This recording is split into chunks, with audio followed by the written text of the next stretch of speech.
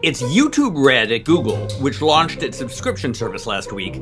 It's Code Red at Yahoo, where yet another person is in charge of their media business. And it's Code Buzz at CNN, which has a new video network modeled on BuzzFeed. Hey everybody, welcome to Hacking TV. I'm Steve Rosenbaum.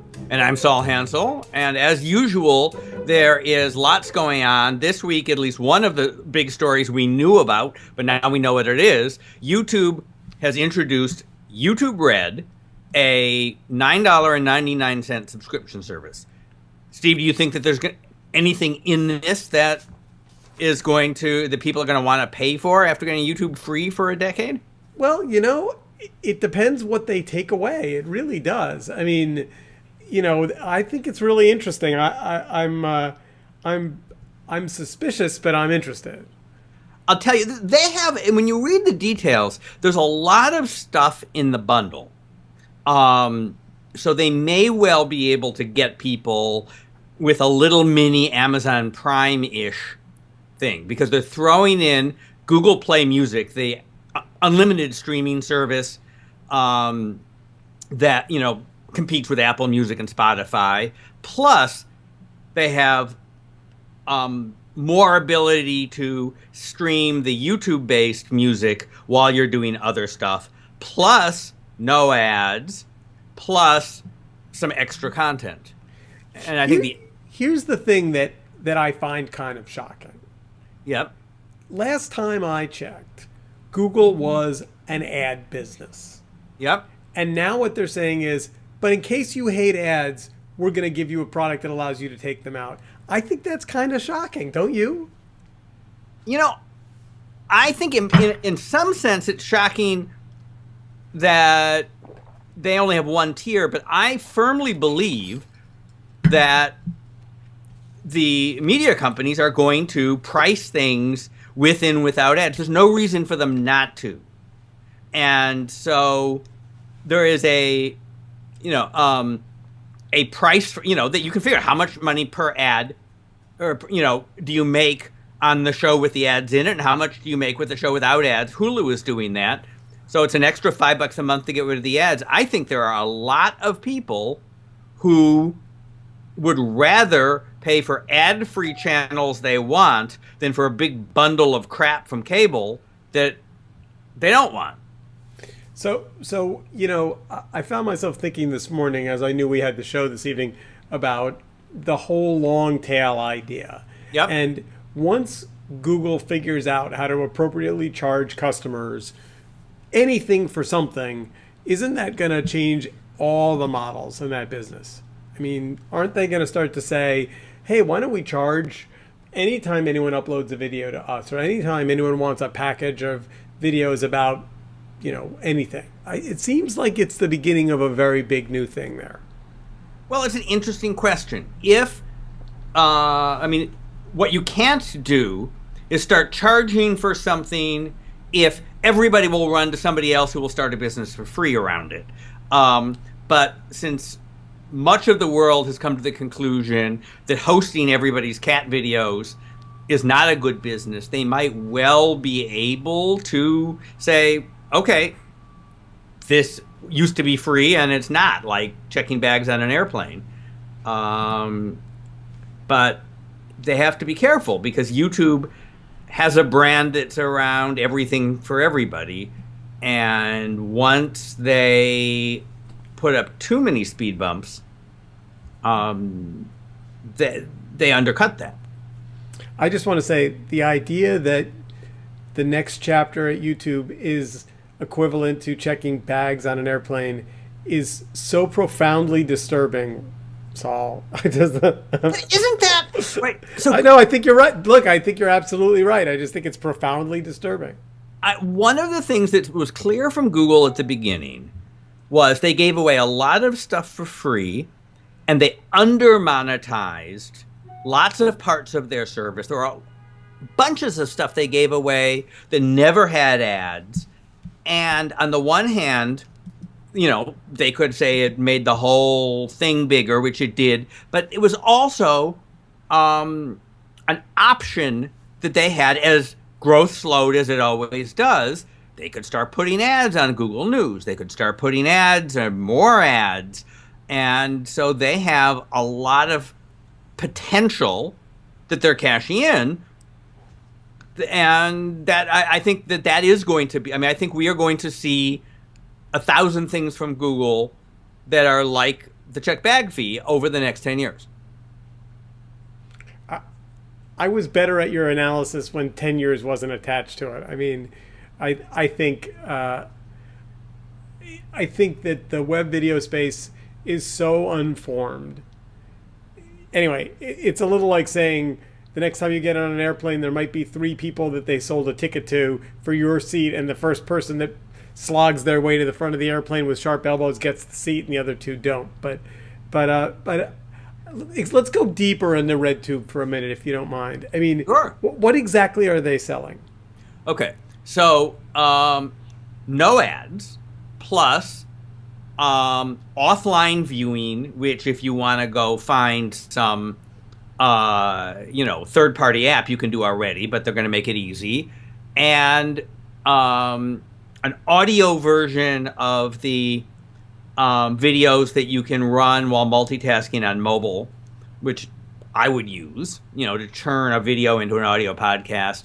And then, and the Apple Music type product. But they're saying they're going to have a certain amount of paid-only content. They've got PewDiePie doing, Scare PewDiePie, where he gets dragged through terrifying real-life experiences, and Sing It, a scripted comedy parodying singing competition starring the Fine Brothers, and Untitled College Humor Project. So basically, they're giving some extra money to people who already do stuff that's popular on YouTube and saying, if we gave you extra money, can you do something else good? But just to be clear, they also made it abundantly clear to the, you couldn't opt out of YouTube Red, right? You couldn't opt out, meaning you have to allow them, right, because there's a financial deal, right? If you are earning money, up to now you got this vaguely unspecified portion of the ad revenue. Now you will get some vaguely unspecified portion of a pot of money from the streaming allocated by the view. So some amount of money from all the subscribers then gets divided up based on whose video gets viewed. And so that might be good for anybody who makes videos that people like to watch but people don't like to advertise on, which is lots of things that are risque in some form or another. But I don't know who it hurts, right? Would you, if you had stuff on YouTube, would you not want to be part of the subscription service? I don't know that it's not that I'd not want to be part of it. I just think that what it is YouTube saying to everyone who's been happily based on them, you know what, we're going to do what we're going to do, and you're going to be okay with it. I mean, loosely, well, that's true.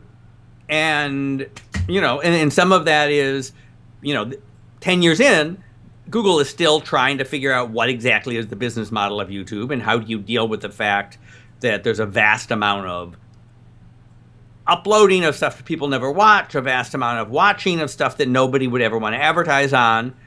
Meanwhile, businesses like Hulu and Netflix have made real businesses you can understand that people love. Yeah, no, listen, I think the whole video space is profoundly unformed, and it's why hacking TV is what it is, because people are still hacking away and nobody's quite figured it out yet. And on one hand, that's fine. On the other hand, it's a little unnerving that we're 10 years in and we don't know what the business is yet. Well, I think we know what some of the businesses are. I think that this is a challenge to the Silicon Valley idea of being everything for everybody. A search engine, just because of what it does and it's a mile wide and an inch deep, can be about everything, right? And But a video service and lots of other things that are more like media want to stand for something, to say that this is like an MTV thing is different than saying it's like an HBO thing, and that helps you decide whose stuff to consider buying. And if you said, oh, it's a YouTube thing, there's sort of the average thing on YouTube, the quick and dirty podcaster thing, but there's so much other stuff, right, that's not like that. It's not a brand that means anything. And I think that's hard for them. Whereas Hulu and Netflix mean something. I think we're saying the same thing, but in different ways, which is it's kind of still a mess. Yes. And YouTube, I mean, it's a delightful mess. A delightful mess for sure. Right. I mean, if you're Google, you'd rather own YouTube than not. But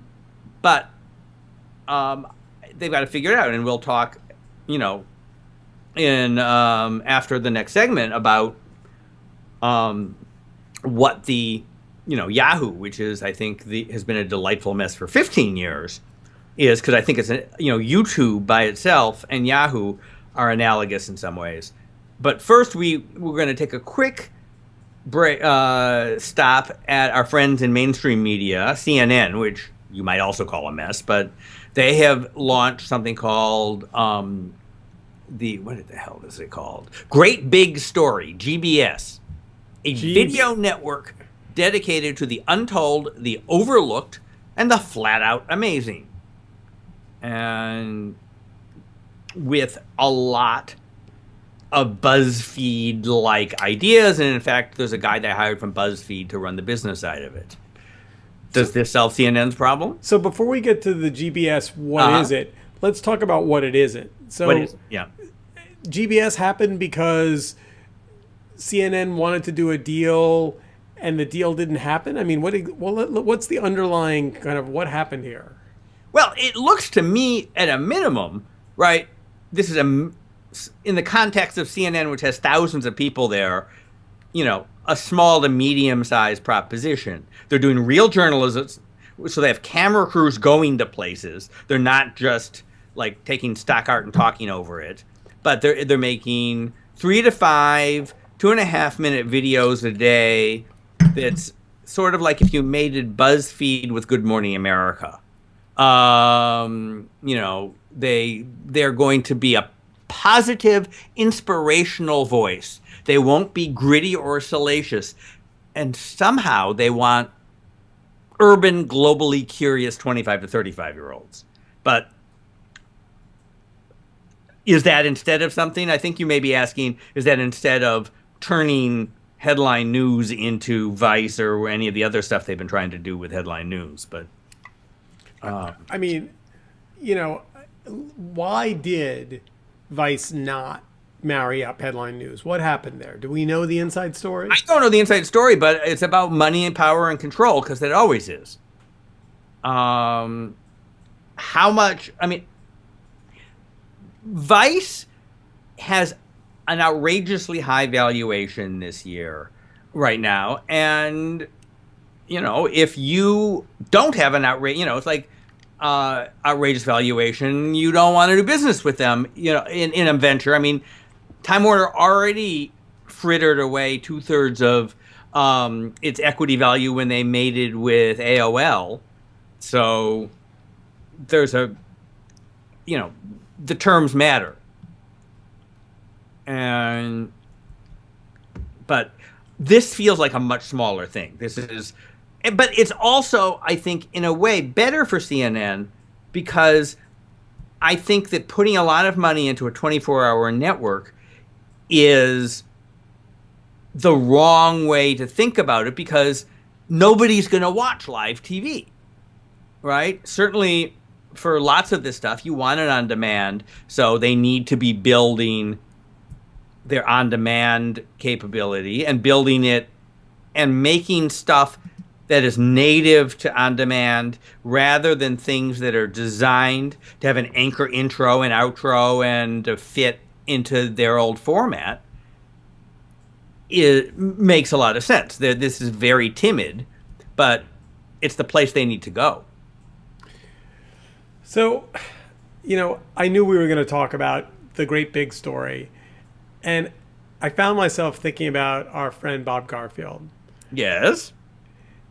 Bob wrote this prescient cover story a number of years ago in which he said, essentially the world is ending and it might never return. And, I've thought about his chaos theory a good deal recently. And, is CNN's great big story yet another mainstream media attempt to reinvent itself to be mobile first or whatever it is, because the old model is broken and never going to come back? It depends. I mean, I think that there are right answers. I mean, I think that the New York Times has done a fabulous job all in. I think I may have said this on this podcast before, of evolving from a newspaper to a newspaper with a website to a website with a newspaper. And I mean, the fact that they actually decided to make a special desk to think about the paper shows that everybody is basically web first. And because what they do is independent of the media, is related to the medium, they'll be fine. We talked about that last week a little bit. CNN, it's going to be the same process, but they have the ability to be fine, but they've got to take a lot of steps. I mean, or don't you think so? I mean, do you see this? What else could CNN do other than start to build shit? I mean, I don't know. I think everyone chasing millennial. Look, I wrote this morning the beginnings of a blog for my brain about this idea that it might be that video is the new language of mobile. And if that's true, then the question is, does that mean that everyone needs to look like short form shareable buzzfeed like video? And what do you think the answer is? I guess I don't. I guess the problem is everyone is now chasing video back to cable because that's where all the money ended up staying. I feel one of my maxims is the answer is almost always all of the above. Yeah. So there will be lots more short form video because we have so many places we can watch it, but there's lots of places where people are going to watch long form stuff. And the people who are successful are people who think about an audience and make stuff that audience wants. And there's nothing wrong with making stuff for 25 to 34-year-olds. Although if you're in the news business, I think that's going for a tiny sliver of the audience. Because, and I did a lot of research on this in my past life, that the amount of news that people consume from any source increases every year they're alive. Basically, the world is a soap opera that you get hooked on. And so there are lots of smart 25-year-olds who care about the news, but those people are going to consume more and more news when they get older. They have kids, they pay real estate taxes, they have to wear a suit to work or whatever it is. So CNN shouldn't ignore 25-year-olds, but mostly the way to make a news business for 25-year-olds is to wait 10 years. Yeah, which by the way brings us inexorably to the what would be in the old media world the kicker story, but I think we're going to spend more time on it because it's not a kicker story anymore, and that is, what the heck is going on at Yahoo? So, as we have two news pegs here, one at 6 a.m. Pacific time, they streamed the Buffalo Bills versus the Jacksonville Jaguars football game, two unimportant teams at an unimportant hour the rights for which they spent $20 million, because depending on how you look at it, this was the first webcast only NFL game. And our other little bit of news is that Kathy Sabat left, but now who is it? Martha's last name. You're talking about the change in who's controlling video at. Well, who's controlling all media at Yahoo? Yeah. Martha Nelson, veteran of InStyle and People, and then Time Magazine, was hired to run the digital magazines at YouTube a couple months ago. And then when Kathy Sabat, who was running media, left, Martha gets the whole portfolio and has to figure out what the hell does Yahoo stand for.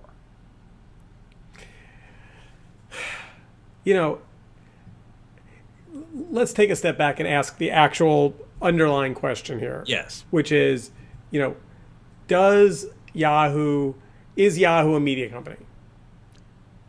Again, I don't buy media company and tech companies are different. I think they're the same thing. And I think that any company these days and let me tell you why. All right, go ahead, because I don't agree. Okay. I think that certainly for what we used to call media companies, and all of the good ones understand this, you have to control the experience, which is mediated through pixels on a screen and an interface. And what you say and how you say it are two parts of the same thing. Just like if you are running a magazine at Condé Nast, yes, you were in the word business, but you were in the picture business and the paper business, and the entire package is the consumer experience. And if you look at who does well, Vox, BuzzFeed, Huffington Post, these are companies that make their own technology. These are companies that understand that the technology and the words and the pictures are part of the same thing. There isn't a successful model of people who don't understand that they're you can't treat engineering as something that isn't as central. But to be fair, when the showdown happened at Yahoo, there was a Ross Levinson versus Marissa Mayer moment in which everybody said they bet on being a tech company. And Ross lost that battle because he was a media guy and they were going to be a tech company, and Marissa was a technologist. Yeah, you could say that. I mean, that was a long time ago in media world. And they hired Marissa because she had a little star value. I think she had some Google juice. She was the one that they didn't know as well. But what does she put her money on? She's actually put her money on Katie Couric and David Pogue and a bunch of things that you might call media. They've revived Flickr a little bit, but the issue for Yahoo is always, well, what is it? Going back, 8 years, right? Brad Garlinghouse, after I spent a bunch of time with him and asking him what the hell does Yahoo stand for some story I was writing, writes what became known as the Peanut Butter Manifesto. Indeed. The famous Peanut Butter Manifesto. And I think that question, still applies to Yahoo. Now they've gotten if you go and you look at the clips that are coming across, whatever feed you watch, they've got some news reporters, and every now and then they'll write a story out of Washington or something that's interesting. They've got a checkbook so they can hire people. So there's a news operation that's getting a little bit bigger. I still don't understand what Katie Couric is doing, but she's doing something. But it doesn't hang together. It's not. No one's going to say, I count on Yahoo because I love its blank, other than the people who happen to just sort of like the random convenience of a homepage, right? So do you buy the Wall Street Journal headline, Yahoo, the moment of truth is near? Is that Are you signed up for that moment of truth Well, story? I don't know what the moment is. I think Yahoo, the question that it has had to confront for at least a decade, maybe two, has yet to be answered. And Marissa, I mean, when I was at AOL, it struck me that AOL, which was a company that you could compare to Yahoo, actually benefited because it was smaller and behind Yahoo. Yahoo is still so big in mail, they have to care about mail, and so big in sports and finance and all these things that they can't just blow it up. But they're like, they won, like they were the second biggest property in a lot of these markets with the sixth best product. And so if you have the sixth best product, you have to spend a lot of money to beat number one, right? You're sitting there under investing in this thing and sort of making it up on volume. But that means your business is going to slowly decline. AOL could like throw out that crap and say, oh, we're TechCrunch and the Huffington Post and some new things that, Tim thought of each week, right? And Yahoo has the curse of all this declining stuff. So you're saying the Alibaba magic has now faded away, and the market is starting to say now you have to figure out what you actually. I mean, from my point of view, there was never an answer to the question. So the market can come in and out of love, but I don't put much stock in that. I think Yahoo should be something good. It's a company that has over the years done good things. I really liked one of their ad campaigns now 6 or 7 years ago where they called themselves a life engine as opposed to a search engine, trying to be that Swiss Army knife of useful things on the web. It's funny. It might just be that as you hold the web in your hand, and it no longer has a keyboard, and at work you're at work, but when you're on your mobile, you want something different. It might just be that we're farther away from figuring that out than we were 3 years ago. And, you could argue the portal, if you have that, of the next round is Siri versus Google Now versus Microsoft's Cortana, right? I don't know how big that's going to be, but it's going to be bigger than now, where you just say... I don't even know what that is. Microsoft what? Cortana is a name off of an Xbox video game that's their Siri. It's their voice-activated agent. So the point of this is Yahoo is not in the next portal war. I don't know what... Yahoo is, on track to be the USA Today of the internet. A bland second read that's nobody's favorite, but is sort of okay if it's under your door in the hotel room or you accidentally follow a link to it. I don't think that is a sustainable business. Listen, there's no doubt that the good news for us is that the hacking TV has just begun. It is hardly over. There are going to be big seismic changes in the weeks ahead, and we're going to be here to chronicle it. And with that, Mr. Hansel, it's delightful to spend another half hour with you, and I look forward to next week's collection of strange hacks and explorations. And Mr. Rosenbaum, always a pleasure. And audience member, wherever you are, stay in touch. We have a new email address if you want to send us an email. We are hackers@hackingtv.news. We love to hear if anybody is out there. And we'll be back next week.